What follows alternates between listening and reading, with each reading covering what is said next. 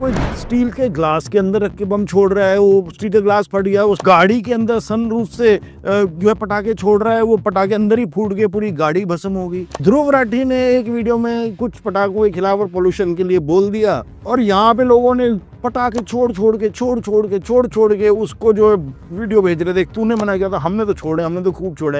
अरे भाई वो यूरोप में रहता है, वहाँ 1/10 नहीं पहुँचता है कभी कभी, तुम यहाँ हजार से ऊपर लेके बैठे हुए हो, उसको क्या फर्क पड़ रहा है यार। दिल्ली की चीफ मिनिस्टर रेखा गुप्ता ने करके दिखा दिया, इम्पॉसिबल को पॉसिबल करके दिखा दिया। कि ये प्रूव करने की कोशिश करी है कि इस बार का पोल्यूशन जो है ना दिल्ली का, जब से बीजेपी सरकार आई है, पिछली बार के पोल्यूशन से कम हुआ है। और जबकि जितना भी सारा प्रमाण है जो आंखों से दिख रहा है और जो सांस लेने में फील हो रहा है, जो आंखों में चुभ रहा है, वो बता रहा है कि आप साफ साफ झूठ बोल रही हैं। विदेशों से वीडियो आ रहे हैं कि किसी का घर जल गया, कहीं पे उनको फायर ब्रिगेड बुलानी पड़ेगी। ये तो 2014 के बाद हमारे दिमाग में भरा गया कि हम विश्व गुरु हो गए, दुनिया में पहचान लगी, दुनिया में हमारी इज्जत होने लग गई है।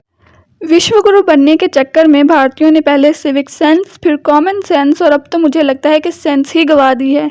खुद को प्रोमिनेंट करने के लिए हिंदू वो सारी हरकतें कर रहे हैं जो कि कोई सेंस रखने वाला इंसान कभी नहीं कर रहा, जिस वजह से अब वो जंग के बाद फेस्टिवल वाले मामले में भी इंटरनेशनली जलील होने का रिकॉर्ड बना रहे हैं। इससे पहले इनके चोरी वाले मामला भी सामने आए थे, लेकिन ये लोग किसी भी चीज़ से सबक सीखने का नाम ही नहीं ले रहे। यूके में पाकिस्तानी मेयर ने ठीक पाबंदी लगाई थी कि आप लोग ओपनली दिवाली सेलिब्रेट नहीं कर सकते, क्योंकि उन्हें इनकी हरकतों का पता था।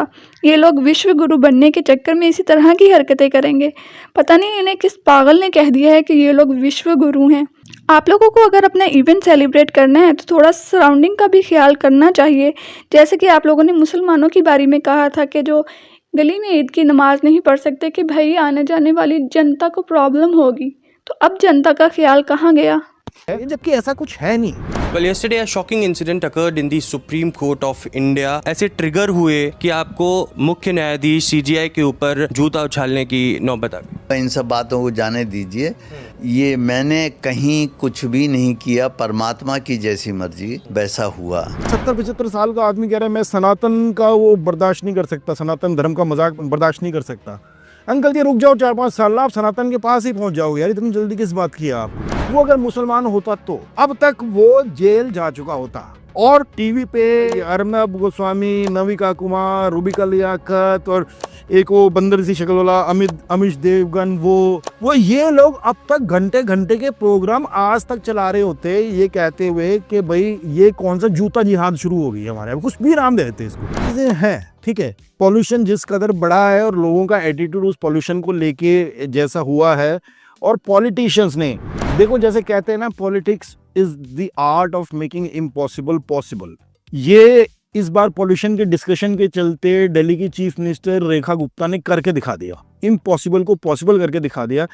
किसी ना किसी तरीके से उन्होंने जुगाड़ लगा के ये प्रूव करने की कोशिश करी है कि इस बार का पोल्यूशन जो है ना दिल्ली का, जब से बीजेपी सरकार आई है, पिछली बार के पोल्यूशन से कम हुआ है। जो आंखों से दिख रहा है और जो सांस लेने में फील हो रहा है, जो आंखों में चुभ रहा है, वो बता रहा है कि आप साफ साफ झूठ बोल रही हैं। लेकिन झूठ बोलने से इंडियंस को कहाँ से प्रॉब्लम होने लग गई, घर घर में सब झूठ बोलते हैं। इवन सुधीर चौधरी भी अपने घर जाके अपने बच्चों को बोलता होगा कि झूठ बोलना बुरी बात है, तो लेकिन और अपनी रोटी से ही कमा रहा है, झूठ बोलने से ही कमा रहा है। झूठ से किसी को कोई प्रॉब्लम नहीं होती है यार। तुम अपने मतलब इसको कहते हैं जिस टहनी पे बैठ रहे हैं उसी को दूसरी साइड से काट रहे हैं ताकि टहनी गिरे तो हम साथ में गिरे, और इसको सेलिब्रेट कर रहे हैं। अब ये विश्व गुरु के लक्षण है क्या जो तुम बनना चाह रहे हो? अच्छा, और तो चलो बात रही, पटाखे छोड़ो, फुलझड़ियाँ जलाओ, खुशी का मौका है, बिगेस्ट फेस्टिवल है, रोशनी हो रही है, फिरकियाँ चल रही हैं, ये सब तो ठीक है। लेकिन बेवकूफ़ी के अंदर बेवकूफ़ी, कोई स्टील के ग्लास के अंदर रख के बम छोड़ रहा है, वो स्टील का ग्लास फट गया, वो स्टील अंदर घुस गई उसके, फिर वो बेचारा उसमें मारा गया। कोई अपनी गाड़ी के अंदर सनरूफ से जो है पटाखे छोड़ रहा है, वो पटाखे अंदर ही फूट गए, पूरी गाड़ी भस्म हो गई।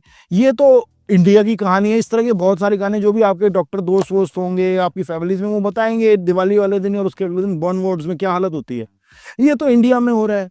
विदेशों से वीडियो आ रहे हैं कि किसी का घर जल गया, कहीं पे उनको फायर ब्रिगेड बुलानी पड़ेगी और सड़क की सफाई कराने के लिए और पटाखे बुझाने के लिए। ये सब विश्व गुरु के लक्षण है। आप खुद ही सोचो, जो विदेशों में जो रहे, चलो इंडिया में तो चलो हमने डिसाइड कर लिया है कि हम भाई हम अपने देश को गैस चैम्बर बना के रहेंगे। बाहर की कंट्रीज तुम्हारी ये बेवकूफ़ियाँ कब तक बर्दाश्त करते रहेंगे यार? कब तक आप वहाँ पे अपनी दादागिरी करते रहोगे एंटाइटलमेंट के साथ कि हम गंदगी फैलाएंगे और ये हमारा जन्मसिद्ध अधिकार है? और उस पर तुर्रा ये कि हम विश्व गुरु बन गए। अब से पहले इंडिया को कोई नहीं जानता था, तो पूरी दुनिया के लिए चुटकुला जरूर बन गए हम लोग। अपने बच्चों को वीडियोस दिखाते हैं इंडियंस के हरकतों के कि देखो भैया इस तरह के लोग भी इस प्लेनेट के ऊपर रहते हैं और इन बंदरों पे थे, उन्हीं बंदरों पे टिक के रह गए, उससे आगे ये बढ़े ही नहीं है।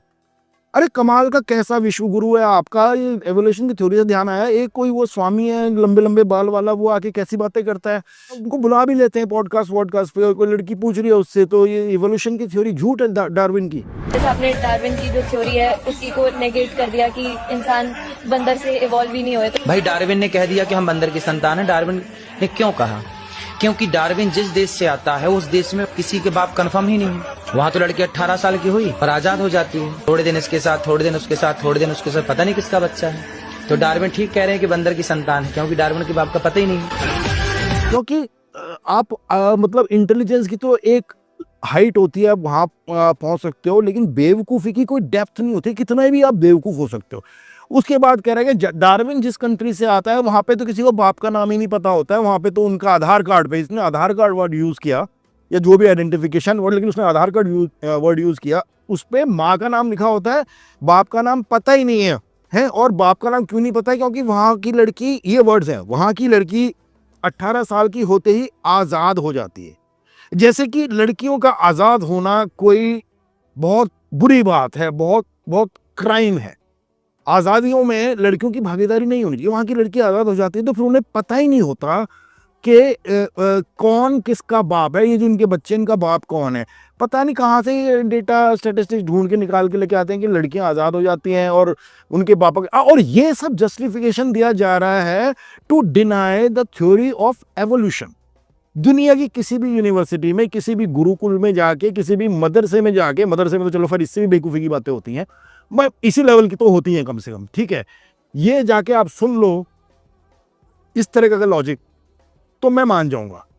तो विश्व गुरु का मुझे पता नहीं है, आप जो है विश्व चुटकुला जरूर बन रहे हो।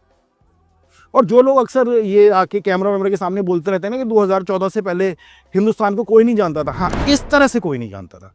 जिस तरह का आपने सीवी प्रेजेंट किया है ना 2014 के बाद, अपना स्किल सेट जो दिखाया है आके दुनिया में जाके, ये वाला स्किल सेट दुनिया को 2014 से पहले पता नहीं था।